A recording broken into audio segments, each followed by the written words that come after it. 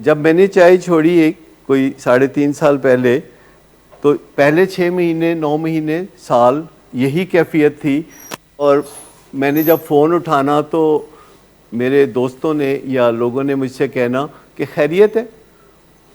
تو میں کہتا ہوں خیریت ہے، کیا ہوا ہے؟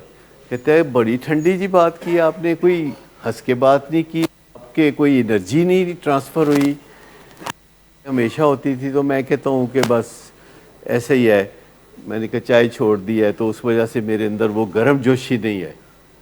تو وہ کہتا ہے کل ہی چھڑ دیتی، مطلب اچھا نہیں لگتا، اب آپ سے بات کر کے مزہ نہیں آتا۔ پھر گھر والوں نے بھی کہنا شروع کیا زیادہ ہی پی گیا ہو، پی لو چائے، کوئی گل نہیں۔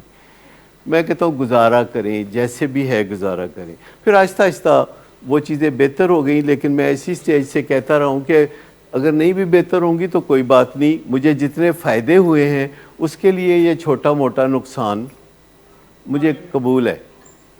اور آپ کو بھی چھوٹا موٹا نقصان ہی ہوتا ہے کہ چلبلا پن نہیں رہتا، ہنسنا کھیلنا اور ہوا میں اڑنا، جو کہ ویسے ہی نارمل نہیں ہے۔ ابھی تھوڑی دیر پہلے میں آسٹریلیا میں کسی کے ساتھ کاؤنسلنگ کر رہا تھا، کوئی خاتون تھیں جو ڈاکٹر بھی تھیں، اور ان کو موڈ اور مزاج کے مسائل تھے، اور وہ کسی زمانے میں بہت زیادہ ہنسنے کھیلنے والی خاتون تھیں، اور اب وہ کافی ڈپریشن میں ہیں، اور ڈاکٹرز ان کو اینٹی ڈپریسنٹ دے رہے ہیں۔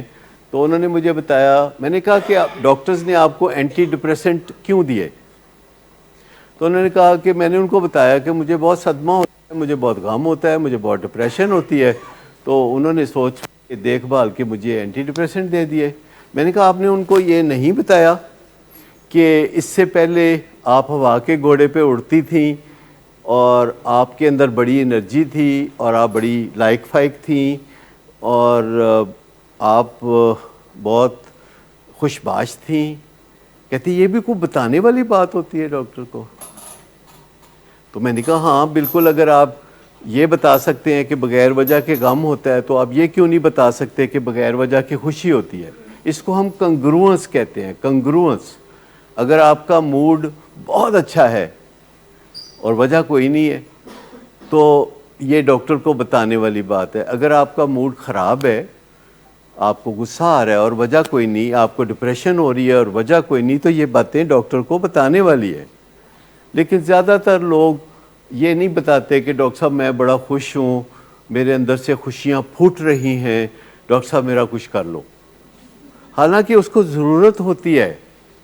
ہمیں ڈپریشن سے اتنا خطرہ ہرگز نہیں ہوتا اتنا خطرہ ہمیں ایلیشن سے ہوتا ہے۔ یہ جو خام خواہ کی جو خوشی ہوتی ہے، اس سے جتنا خطرہ ہوتا ہے اتنا خطرہ ڈپریشن سے نہیں ہوتا۔ اگرچہ ڈپریشن سے بھی خطرے ہوتے ہیں، حتیٰ کہ ڈپریشن کی وجہ سے لوگ خودکشی کر لیتے ہیں، لیکن ایلیشن کی وجہ سے لوگوں کو بھی لے بیٹھتے ہیں وہ۔ آپ اندازہ کریں کہ ایلیشن میں بڑے حادثے کرتے ہیں لوگ، جب وہ گاڑی بہت ہائی سپیڈ پہ چلاتے ہیں تو وہ بڑی تباہی، رسکی فیصلے کرتے ہیں تو وہ بڑی تباہی مچاتے ہیں۔ جب وہ تیزی سے فیصلے کرتے ہیں تو وہ ناپائیدار ہوتے ہیں۔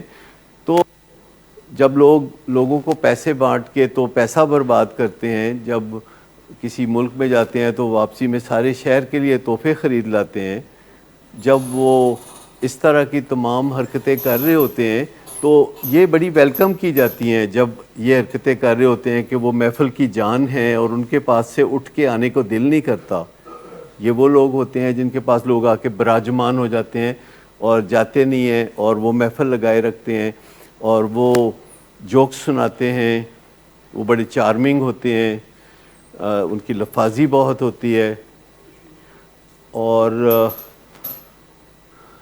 یہ جو تیزی سے ریلیشن شپ گرو کرتے ہیں، اس کے نتیجے میں بہت سارے ایسے کام پھر ہوتے ہیں نتیجے میں جس سے کہ بہت زیادہ نقصان ہوتے ہیں۔ تو جو کیلکولیٹڈ نقصان ہیں خام خواہ کی خوشیوں کے، وہ خام خواہ کے غموں کے نقصانوں سے بہت زیادہ ہیں۔ کیا آپ کا ذہن اس بات کو مانتا ہے، یا آپ اسے چیلنج کرنا چاہیں گے کہ نہیں خوشی سے کیا نقصان ہو سکتا ہے؟ خوشی میں انسان بہت سارے ایسے اقدامات کرتا ہے دوسروں کے ساتھ جو بعد میں ریورس کرنا چاہتا ہے۔ خوشی میں بہت ساری کمٹمنٹس کرتا ہے جس پہ اگلے دن بندہ پچھتاتا ہے. وہ بات کرتا ہے لیکن بعد میں نبھا نہیں سکتا. میری ایک ویڈیو بھی ہے یوٹیوب پہ جس کے کوئی 25 لاکھ ویوز ہیں اور لوگوں نے 10-12 ہزار اس پہ کمنٹس بھی کیے ہیں. اور لوگ بھی, مجھے پتہ نہیں تھا کہ لوگ چائے کے بارے میں اتنا سنجیدگی سے سوچتے ہیں. لوگوں نے بڑے آئیڈیاز شیئر کیے کہ کس طرح انہوں نے چائے چھوڑنے کی جدوجہد کی اور وہ کامیاب ہوئے یا کامیاب نہیں ہوئے. تو مجھے پتہ چلا کہ چائے کو لوگ جانتے ہیں کہ یہ ایک نشہ ہے. پہلے میرا خیال تھا کہ لوگ اس کو نشہ ہی نہیں سمجھتے. چائے سے سب سے زیادہ مجھے مشکل جو پیش آتی تھی وہ یہ آتی تھی کہ پہلے تو خیر میں بہت زیادہ چائے پیتا تھا اور 50 سال میں نے چائے پی, اور 17 سال کی عمر میں نے چائے پینا شروع کیا. کراچی جانے کی وجہ سے وہاں چائے کا کافی رواج تھا, لاہور میں نہیں تھا. ایسے ہی شیشے والا گلاس, چھوٹا کپ, تو دن میں کئی دفعہ وہ سلسلہ چلتا رہا. بڑی زہر مار قسم کی چائے, کٹنگ چائے وہ وہاں ملتی تھی.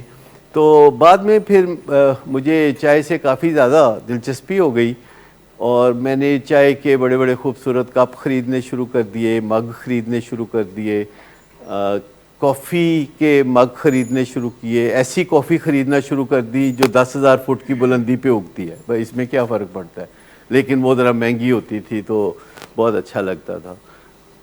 اسی طرح چائے کے بارے میں بھی ایٹیچیوڈ ایسا ہی تھا.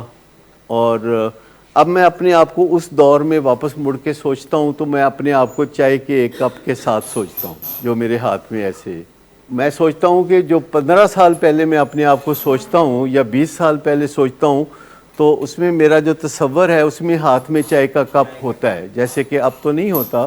5-6 سال پہلے نہیں, 5-6 سال پہلے تو یہ نوبت آ گئی تھی کہ میں ایک کپ صبح اور ایک دوپہر پیتا. لیکن مجھے خیال آیا کہ میں رات کو اس کی وجہ سے جاگتا ہوں, اس کی وجہ سے ٹاک شو 2 دفعہ دیکھتا ہوں, اور مجھے نئے نئے منصوبے سوچتے تھے, ایک کام چھڈو دوسرا پڑھو, کچھ نہ کچھ کرو.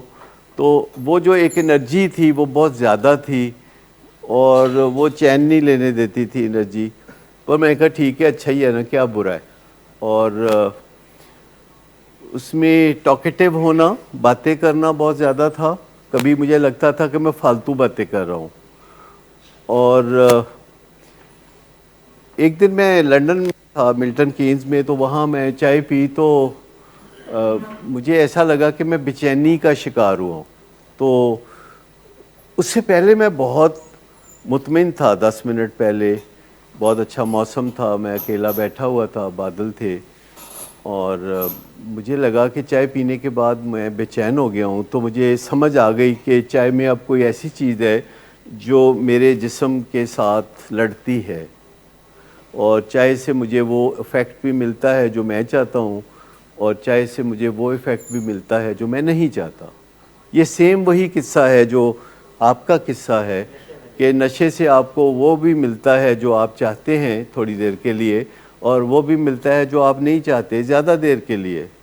تو میں نے کہا اچھا چھوڑ دیتے ہیں, اور مجھے پتا تھا کہ یہ مشکل ہے, لیکن پھر میں نے اسے جب چھوڑا تو میں اس کے لیے تیار تھا, کیونکہ مجھے بہت فوری طور پر فائدے ہونے شروع ہوئے. رات کو جلدی نیند آنا شروع ہو گئی, صبح جلدی اٹھنا شروع ہو گیا, اور کام میں ردم زیادہ آ گئی. اب میں یاد کرتا ہوں تو بہت اسٹوپڈ لگتا ہے کہ میں 2-3 دفعہ ایک ہی ٹاک شو دیکھ لیتا تھا.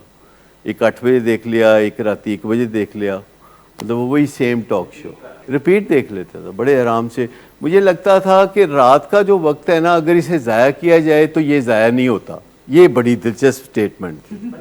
یعنی اس صدی کی سب سے جو اہم سٹیٹمنٹ میں نے ڈسکور کی تھی وہ یہ تھی کہ اگر دن کو ٹائم ضائع کیا جائے تو یہ بہت بری بات ہے, اگر رات کو ٹائم ضائع کیا جائے تو یہ کوئی بری بات نہیں ہے. کیونکہ رات کا ٹائم فالتو ہوتا ہے, کیونکہ رات کو کوئی انڈر آبلیگیشن نہیں ہوتے آپ, کیونکہ ایک کانسیپٹ بنا ہوتا ہے کہ آپ دن کے وقت انڈر آبلیگیشن ہے ٹو ڈو سم تھنگ. 8 بجے دفتر پہنچنا ہے اگر, یا 9 بجے آپ نے یہ کرنا ہے, یا 10 بجے وہ کرنا ہے. تو کانسیپٹ آپ کے ذہن میں یہی ہوتا ہے کہ کام دن کو کرتے ہیں. تو جب رات کو آپ جاگتے ہیں تو آپ کو بہت آسانی سے فیل ہوتا ہے کہ کام دا ٹائم نہیں نا, مطلب اگر کوئی بندہ رات ساری جاگتا ہے اور صبح 6 بجے سوتا ہے، جو کہ میرے بچے بہت سارے ایسے ہی ہیں نا کہ نہیں، اب تو نہیں، اب تو یہاں جگا دیتے ہیں آپ کو، لیکن مجھے بتائیے کہ یہ کیسے ممکن ہے انسان کا سوچنا کہ رات کو ساری رات جاگ کے صبح 6 بجے بندہ سوتا ہے اور ساری رات یہ سوچتا ہے کہ کوئی کم دا ٹائم تے نہیں نا ہے، رات ہے نا، اور اس کے بعد دن کو وہ سو جاتا ہے 7 بجے یا 8 بجے. بعض نوجوان بہت کامیاب ہیں، وہ 11-12 بجے تک سوتے ہیں دن کو، اور شام کو 4-5 بجے جب وہ اٹھتے ہیں تو اس دوران وہ چونکہ سو رہے ہوتے ہیں تو ان کو یہ خیال نہیں آتا کہ میں دن ضائع کر رہا ہوں. اس دوران والدین بھی ان کو کچھ نہیں کہتے کہ سو رہا ہے بیچارہ، سو رہا ہے، سونے دو، رات ساری جاگے گا بھی.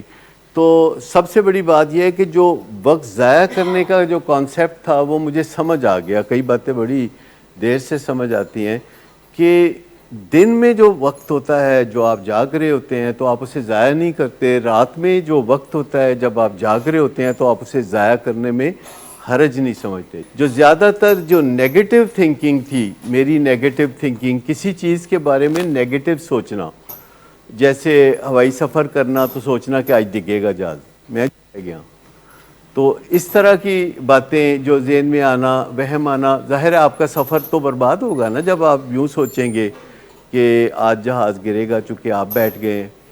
اور اس طرح کے اور بہت سارے کام جو منفی سوچوں پر مبنی ہوتے ہیں، جس میں اگر آپ کوئی بھی کام کرنا چاہتے ہیں اور اس میں آپ سوچتے ہیں کہ اے نہیں ہونا، تو بدمزگی تو وہیں سے سٹارٹ ہو جاتی ہے. آپ اس سے بہت اچھی طرح واقف ہیں کہ جب آپ اپنے بچوں کے علاج کا آغاز کرتے ہیں تو آپ کے ذہن میں ہوتا ہے کہ یہ کام نہیں ہونا، اور آپ تکلیف سے مجبور ہو کے آتے ہیں، اور پھر آہستہ آہستہ آپ کو سمجھ میں لگتا ہے کہ یہ ہوگا، اور یہ تکا نہیں ہے، یہ تیر نہیں ہے، یہ ایک وزڈم ایکوائر کرنے والی بات ہے. یاد رکھیے کہ جو بچے نشہ کرتے ہیں وہ ذہین ہوتے ہیں، اور اس کو لیکوڈ انٹیلیجنس کہتے ہیں، اور وہ ساری کی ساری لیکوڈ انٹیلیجنس جو ان کو کہتی ہے کہ تم مصیبت میں پھنسو، میں تمہیں باہر نکالوں گی. آپ میں سے ہر کوئی مصیبت میں پھنسا، ہر کوئی مصیبت سے باہر نکلا، اور ایسا لمبے عرصے تک ہوتا رہا حتیٰ کہ پھر آپ 40 سال کے ہو گئے. یاد رکھیں کہ 36 سال کی عمر میں لیکوڈ انٹیلیجنس جو ہے وہ ڈرائی اپ ہو جاتی ہے. 36 سال کی عمر میں لیکوڈ انٹیلیجنس کا مطلب یہ ہے کہ آپ کی وہ چتر چلاکیاں جو کہ آپ کو غلط کاموں کے باوجود خمیازہ نہیں بھگتنے دیتی،